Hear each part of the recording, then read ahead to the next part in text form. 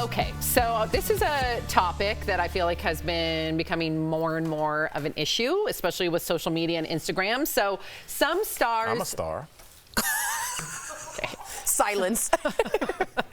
Some stars are being called out for being too thin. Now, this is a serious issue. Jessica Simpson has been in the news repeatedly over her figure. Last year, Jessica said she had lost and gained 100 pounds 3 times over her life. But back in 2009, she was called out for being too heavy. That is crazy. I know. Looking at that is insane. And I remember that like it was yesterday. Yep. Even Tony Danza isn't immune from people talking about his weight. Some tabloids are reporting he lost 30 pounds, but his sources say he's in the best shape of his life. But Ariana Grande has had enough. Some fans have been commenting about her quote-unquote thinner figure on social media, but she wants everyone to back off. Watch. I think we should be gentler and less comfortable commenting on people's bodies, no matter what. If you think you're saying something good or well-intentioned, whatever it is, healthy, unhealthy, big, small, this, that, sexy, not sexy, we just shouldn't. We should really work towards not doing that as much. Ariana also said people are comparing her current appearance to a time when she was on antidepressants and eating poorly and at the lowest point in her life.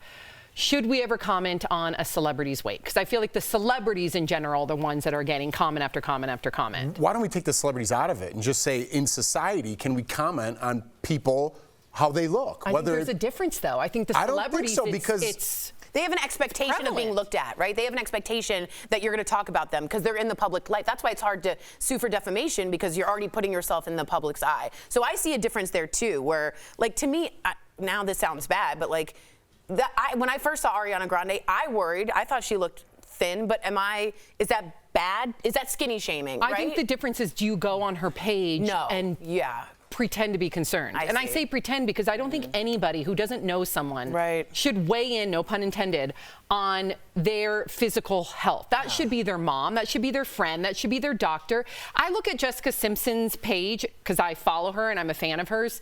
And yes, I don't think Jessica Simpson looks the healthiest. I want to be forthright with our viewers, but I'm not going to go on her page and write something. That's not for me to say. It's hard, Sam, because we are in an era where there's less walls between whatever celebrity that you like and yourself. And when the celebrity is, FaceTiming saying, I love you, the fans, thank you for supporting me at my show in Dallas, talk to me. They respond to some fans directly. There is more of a personal relationship. And just looking at this show, DBL, there are people that have been looking at us since day one, Sam, 2017. Do you think they don't go, oh, every time Sam puts her pen down, she's about to go after Al for saying something? They know us better than probably we know ourselves. They're almost like scouts in a sporting league where you scout the other team. They know you. And because of that, there's a familiarity that makes them comfortable to comment on your page. Erica, you look great. Erica, I'm worried. You look really skinny. I'm not saying it's right. I'm not saying it's wrong. I'm just saying when you take down that wall, you then can't act like aghast that people talk to you the way they would their family. Because I know if I gained a lot of weight or lost a lot of weight, Jeff will put me aside like, hey, buddy, let's talk. Friend. I know, but they feel the same relationship. What do you think, Erica? It's one thing to feel that relationship, and I have so much respect and appreciation for anyone who has sat and watched one episode of our show. But I don't think that necessarily means that someone knows you. They can know your mannerisms. They can anticipate what you might say. That doesn't mean that they know you, because if we learned anything from Chadwick Boseman, that was a really, tragic in the end example. But this was someone who was struggling with a cancer diagnosis. He was terminally ill, and we could see that he did not look the same that we were used to him looking. Right. Do we, as people who are fans of people who want to respect someone's privacy, allow them the opportunity, if they see fit, to be forthcoming with what's happening in their lives. And I think that's where we've really muddied the waters, because people will get on the social media and say anything to anyone because there's no repercussions for them. And oftentimes, the more vile the things that they say, the more diminished that person is. So there is like a sense of sympathy that I have for people that need to come on and try to diminish someone that way. But I think that this was a great learning example of saying, hey, people go through things. If you're watching someone every single day for years, you're going to see some fluctuations of their personality, of their physical appearance, of just who they are in general, because that's how humans work. Well, Jeff, let me just clarify my comment I started earlier, because I started it off and kind of got cut off.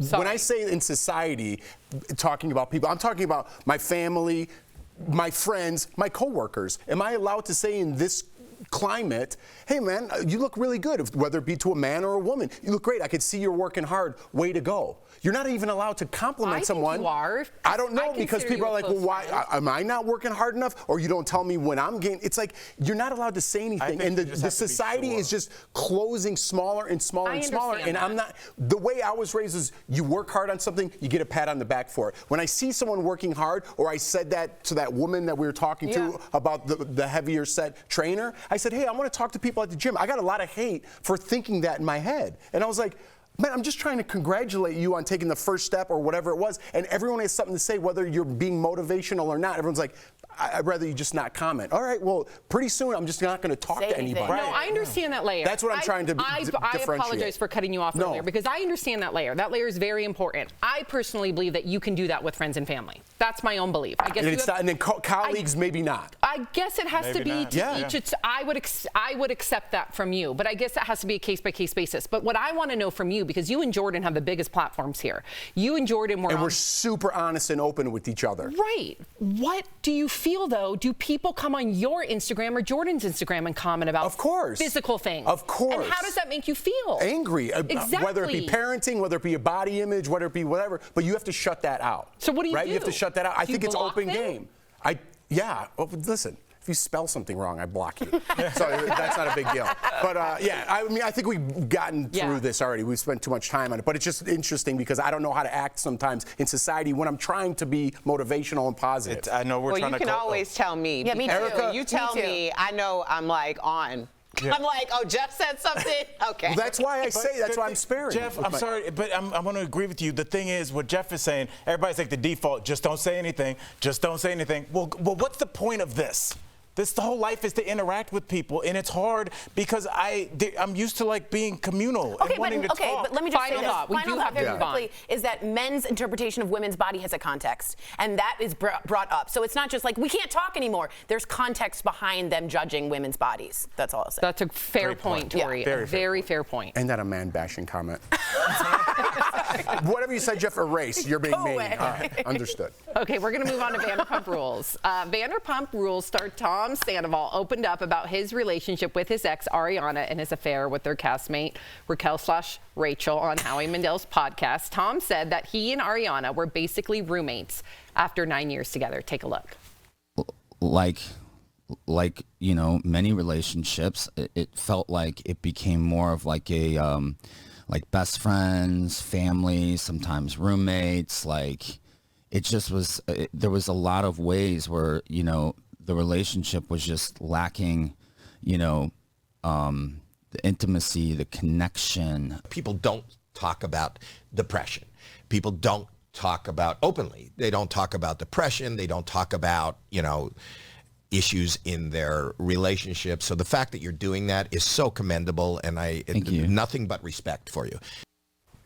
Ooh, some fans didn't like that Howie appeared to be justifying Tom's behavior, myself included. I love Howie. Howie's a great guy. We've had Howie on the show many times. Yeah, he's great. I don't think Howie knows the full backstory. Erica? No, and he was almost reveling in the fact that he didn't know much about it. Now, for context here, Howie Mandel has a production company the senior VP of his production company is married to Tom Sandoval's band manager. Ooh. So there were a lot of plugs for Sandoval's band, and this was a part of what appeared to be like a tour of not really contrition, but like, you know, basically good PR tour, because he's not getting a lot of good PR right now. Like lobbed questions. So yeah, in terms of how much Howie was actually prepared for the interview, I don't think he was. He acknowledged that he didn't know much about the context of this saga, but I also think that there was something behind the scenes that said his daughter being on the podcast, who was definitely more well-versed on the entire Sandoval of it all, and Howie being more like the average person who didn't really understand what was going on.